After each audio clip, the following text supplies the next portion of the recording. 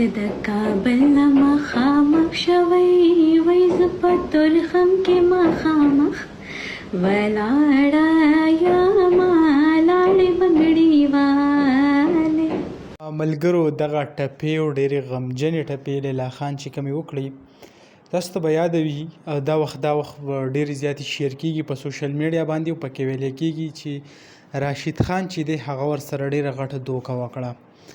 حالانکه که تاسو وګورئ راشد خان چې کوم دی هغه ډېر په خپلوانو کې واده وکړو دا کوم اطلاعات چې راځي د هغې تر مخه او بل به زه تاسو ته دا ویم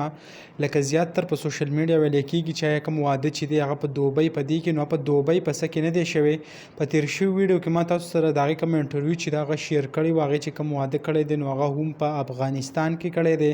او په افغانستان کې ورسره کم طالبان چې دي د هغه ځای هغه ولې ښه بھرپور سیکورټي ورکړی او سیکورټي ولې ورکوله ځکه چې که تاسو وګورئ نو راشد خان